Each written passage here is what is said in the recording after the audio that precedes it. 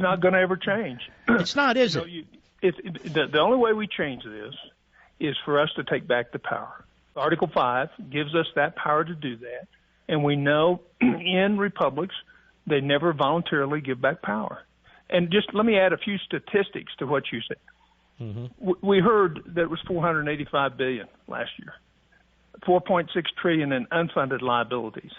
The professor's absolutely right. It's almost $1 million per family in the country now. Incredible. And when we see this deal that's been struck, there's over $400 billion in waste, fraud, and abuse. So, it's not hard to cut the spending. It's hard to break the habit of wanting to be reelected by not making anybody mad at you. And that's why I left. But these people are dragging the whole country over the cliff. In other words, there's average people. They're listening to you. They're listening to me. They're saying, by God, I was told to vote for Republicans. We have a Republican Congress. They just cut a deal for 2 years or whatever it is. It's a complete disaster.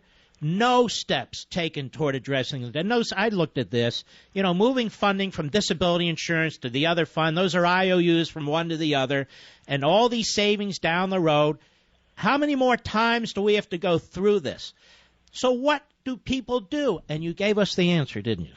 I did, and they become an activist volunteer with Convention of States at conventionofstates.com. We have 700,000 right now. We're going to be at 2 million this time next year. And in 2 or 3 years, we're going to have a Convention of the States, and we're going to put term limits on members of Congress. And we're going to say you're going to have a balanced budget regardless of what happens, and you're going to do it with generally accepted accounting principles. And, oh, by the way, you're not going to have a bureaucracy issue rules and regulations that become law without your members of Congress voting to say they agree with that. If we do not do that, our children have no future. This is bleak, but there is a way out, and the framers gave us the way out, and it is Article 5, and it is Convention of States, and taking our government back, correct? Absolutely, absolutely. And we're talking about doing it in a lawful way. Exactly. No now, anarchy, nothing but true lawful citizenship. Following the Constitution.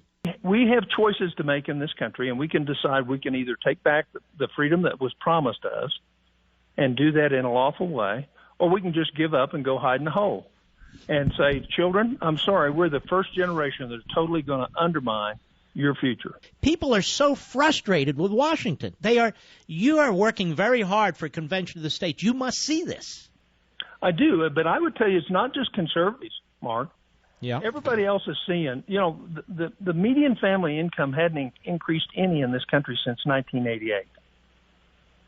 So what was the American dream is now gone. I see 61% of Americans polled oppose a debt limit hike or want it tied to spending cuts. And yet Washington just chugs along and chugs along. Yeah, it's because all the career politicians, Mark, have constituencies that they've been to. So rather than honor their oath to the Constitution, they honor their oath to their own career.